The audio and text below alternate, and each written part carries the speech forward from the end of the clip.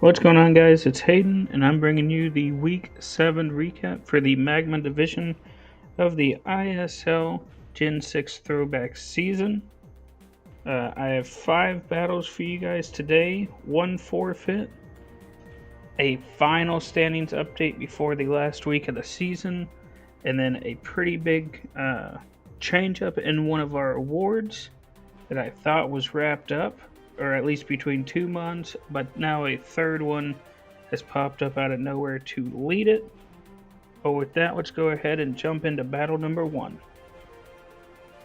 And in battle number 1, we have these Pokemons going up against our 2-seed Toronto Tyrantrums. These Pokemons is in a must-win scenario this week to have a chance at the playoffs. And they brought Mega Diancie, Zapdos, Jellicent, Amoonguss, Diggersby, and Heatran, while the Toronto Tyrantrums brought Roserade, Scrafty, Greninja, Feraligatr, Garchomp, and Fortress.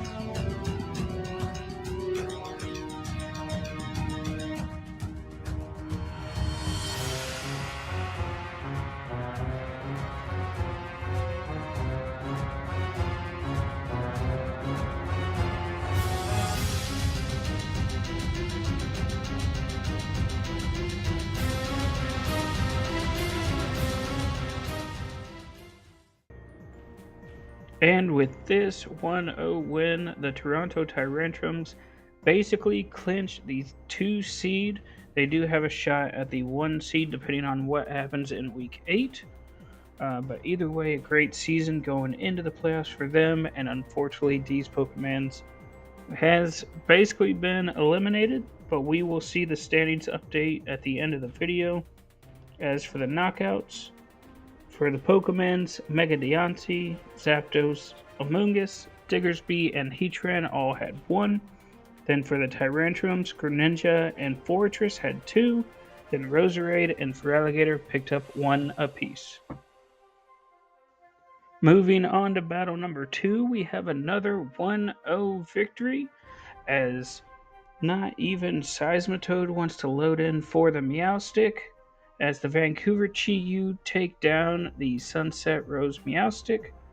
I would have uploaded this as a premiere battle, but Mew stayed on the field for 21 straight turns, just as a wall, basically just recovering every damage it took.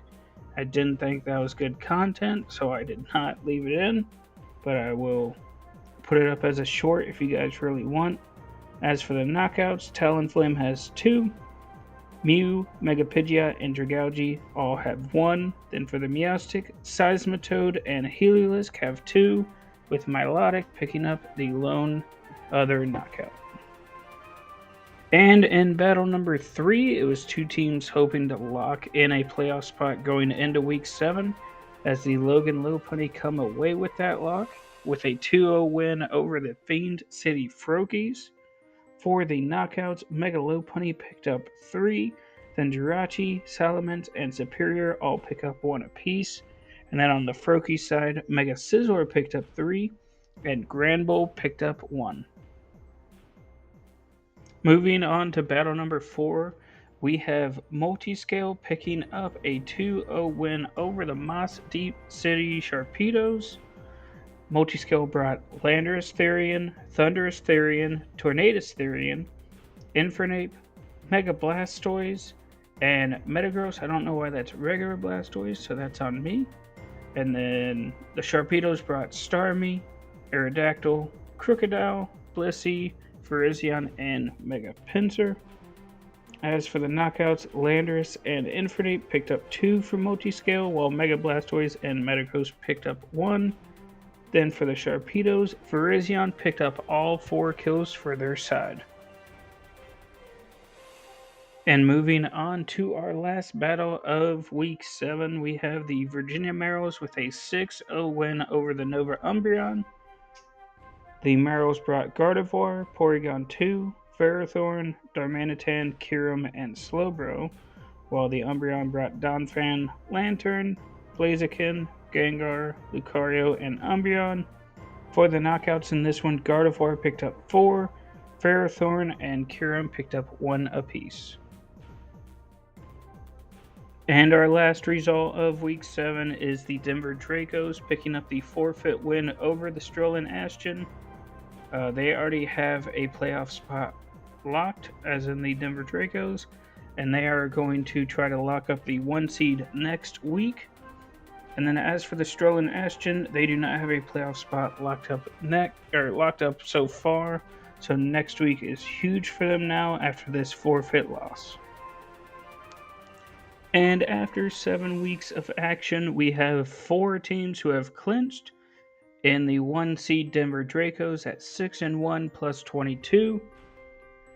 The 2 seed Toronto Tyrantrums at 6-1 plus 18. The 3 seed Multiscale at 5-2 plus 14 with a super outside shot at the 1 seed. Then the 4 seed Logan Lopunny at 5-2 plus 7.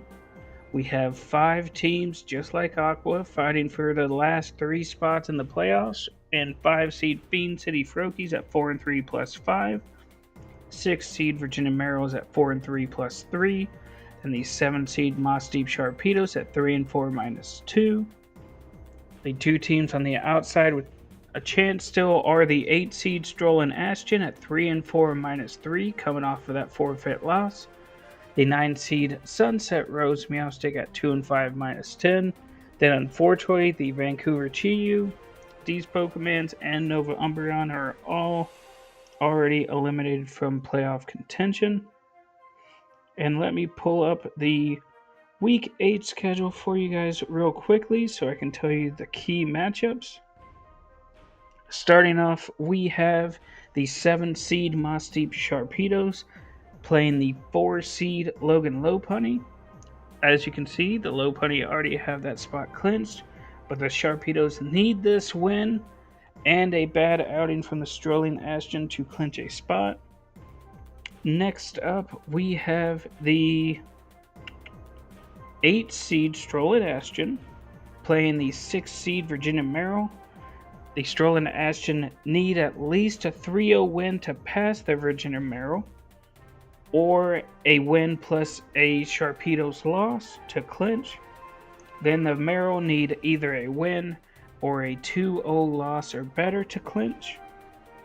Moving on, we have the 2 seed Toronto Tyrantrums fighting for the 1 seed and bye against the 3 seed Multiscale. Both of these teams have an outside shot at that 1 seed if the Denver Dracos do slip up.